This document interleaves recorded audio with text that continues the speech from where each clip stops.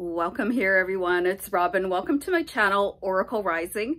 This is my channel where I talk about things spiritual and ascension path and just really trying to help the collective awaken their consciousness and spirituality. So I'm super excited about this channel, you guys. I've seen a little bit of a growth spurt lately.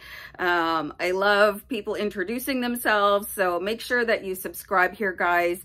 Definitely like and share the video and comment and let me know where you are on your path, and make suggestions for me for content for future. I love that. I love that so much. It just makes me so happy. So today what we're going to talk about, you guys, is your Kundalini, and has it already risen? Is it already awakened?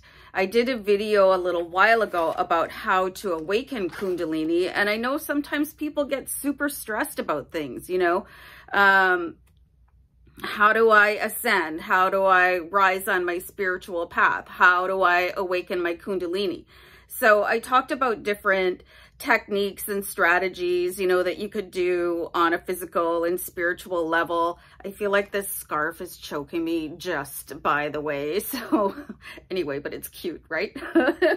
So there's some signs. I have 7 signs, and it seems like most of the videos I'm doing lately, they all have 7 signs. So to me, that's just a really fantastic angel number. And here comes Lacey. If you guys didn't see the video where she barged in, I have to pause. Hold on. So I'm sitting in her chair, and she loves to sleep here. So when I'm shooting a video, she just goes nuts. But there was this video when she barged in. It was absolutely hysterical. But anyway, you guys, so we're going to talk about 7 signs that your Kundalini is already awake, or you're well on your way to having a Kundalini rising, okay? So the first thing that I have here is a deep connection with nature.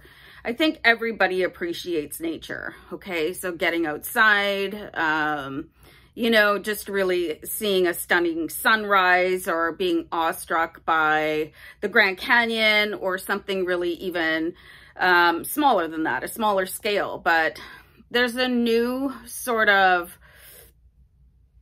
deeper perspective where you could just be looking at the leaves on a tree and just thinking, oh, that's so beautiful, and being more awestruck by it. Like, I myself, I sit in my backyard, and I'm really blessed to have a couple of really big trees in my backyard. And it's full of little creatures, okay? Birds and squirrels and chipmunks. And I love to see them chatter away. I just adore it, you know, when there's little B-U-N-N-I-E-S in my yard, and I have to spell it because Lacey goes crazy. You know, and just even the things that are not so attractive aesthetically, you know, even just a swirling, like a dust devil, you know what I mean? Where it just, you know, dust, and maybe has some garbage particles in it or whatnot. But I mean, even that's beautiful. So if you notice that about yourself, that the way that you think about the things that you've already been seeing for your entire life has changed a little bit, you know, that could be a sign that your Kundalini is already awakened. So this one I love because it is the ability to practice the art of detachment. And that's more of a, like a maturity and, you know, an evolution of your consciousness and your spiritual awareness, that you don't have to be emotionally involved in every single thing that you see. You might have the ability to scroll by some sort of keyboard war site, you know, if you're on social media, or you don't have to emotionally react to everything you see. And you find that getting easier and easier. You can see what is without becoming it, you know. So that is actually the best way for you to actually stand back and send love to the situation without being affected, let's say, like really traumatically emotional things going on. And some people might view that as being cold, you know, but it's not cold. It is like, this is happening. I am able to observe it and move on with my life, you know? So, and that's actually really strong for empaths to work on, because you get drawn into other people's drama.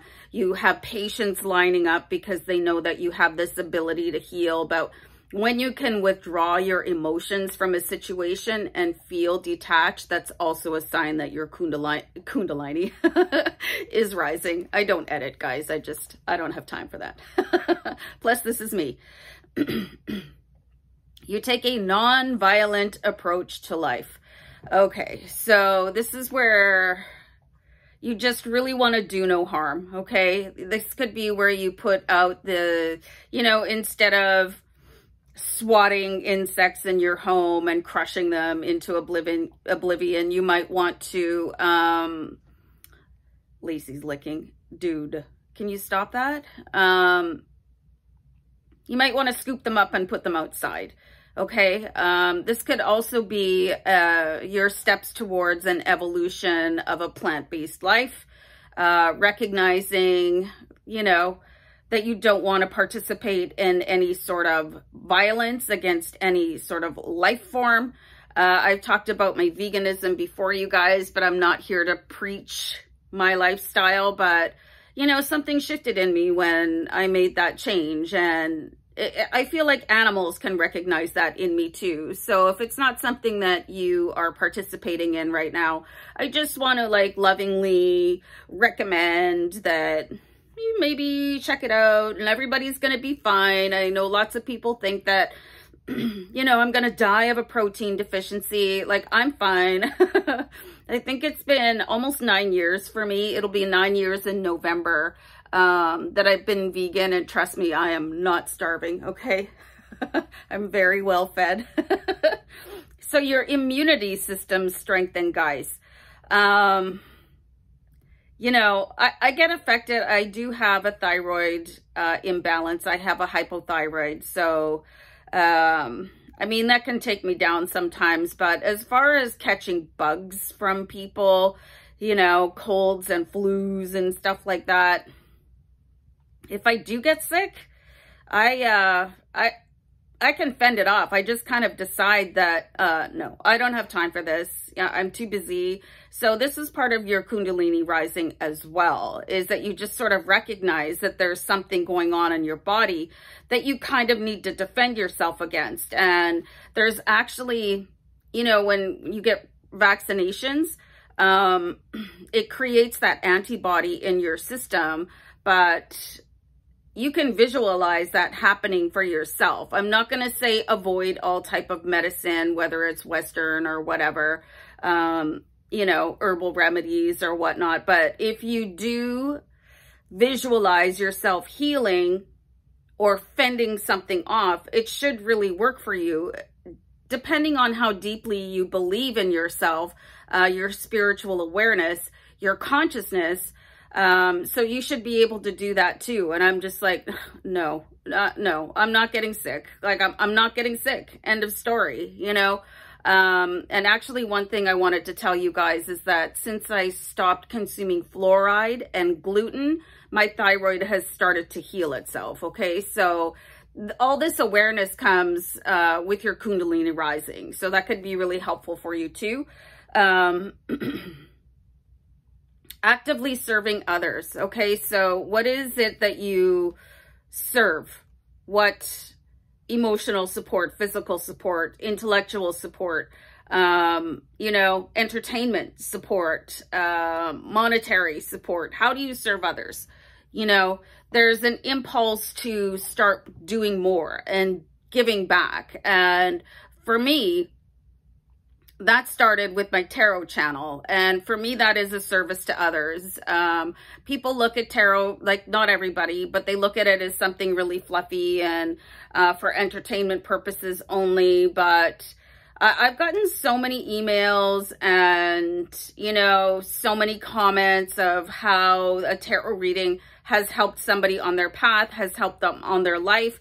And it just amazes me. And I'm so glad that that happened for me, So you could be really called on to do something. And I was only called to do tarot like 3.5 years ago. And then I was called to do this, which I also perceive to be a service and, you know, building a community, bringing us all together, like giving us a really open and loving sharing platform. Plus I get to wear fabulous scarves. So, you know, how are you serving other people? And you might be called to do that. You might want to do dog walking.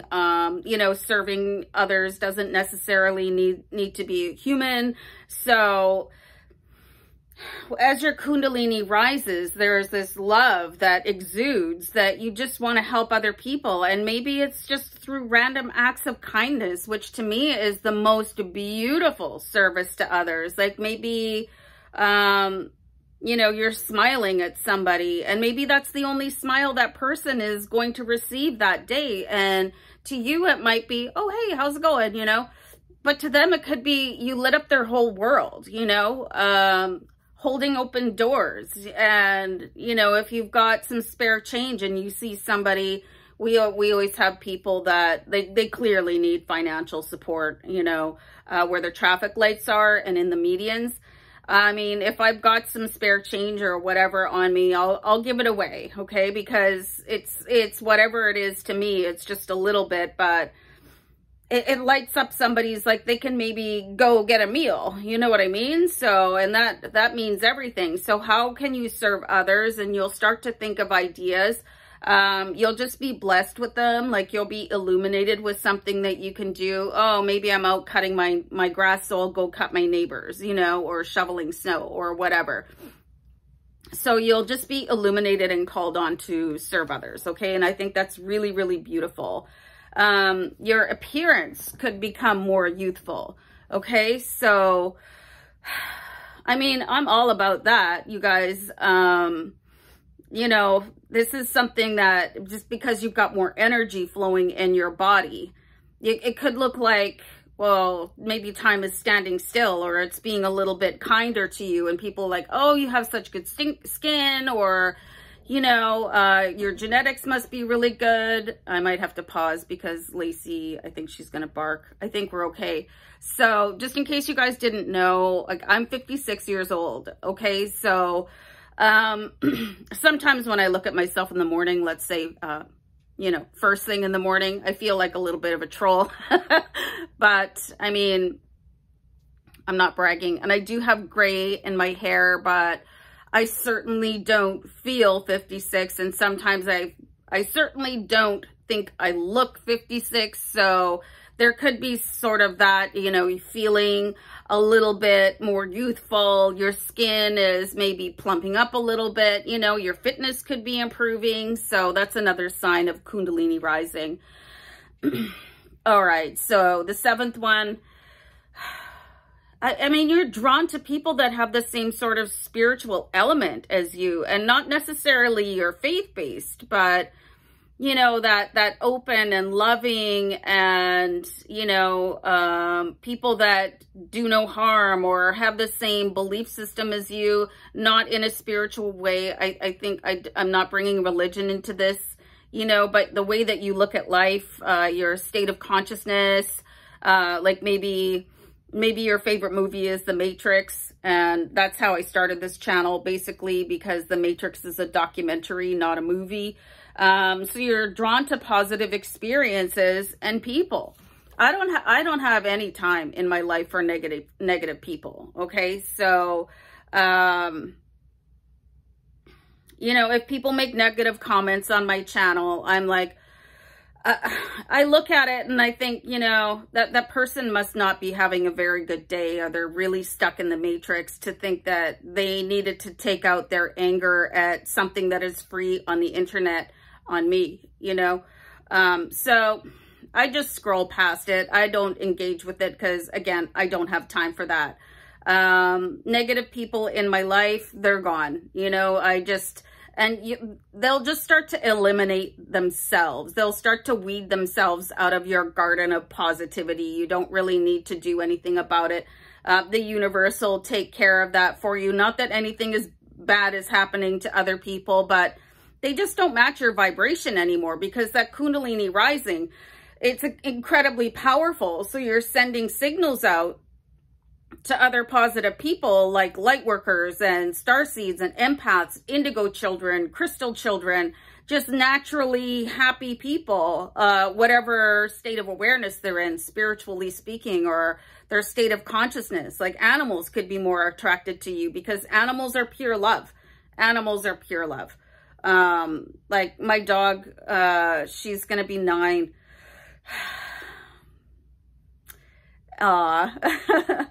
She's never had a bad day. You know, she's never been grumpy. She's never been angry. She's always just full of love. And that's the aura that I choose for my life now.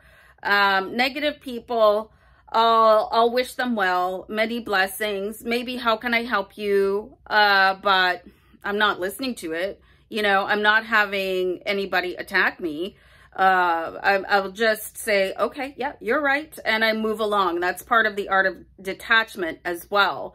I'm also like not in the state right now where I'm going to give people a second or third chance to prove to me like where they are on their journey. Like I'll just wish somebody well. Like if somebody is really angry or upset all the time, super sarcastic, if they're mean, that shows you where they are on their level of consciousness, and they've got their feet like firmly in the 3D matrix. So good luck. You know, I'm here to help you, but I'm not going to bear the brunt of any of that. And you guys will start to notice that you're choosing your own energy first, right? You're being more drawn to positive people and positive experiences. And again, you're not giving people, oh, you know, well, we went through that once already, but let's do it again just to make sure. You won't be doing that anymore because you'll have a deeper sense of empathy for yourself and respect for your boundaries. So those are 7 signs that your Kundalini could be already awake, that it's on its journey to rising, which is amazing for your spiritual journey. Guys, let me know if I missed anything down below in the comments, and let me know your thoughts, okay? And just sending love and light and many blessings, and I'm going to go hang out with my dog. So guys, have a great day. Bye.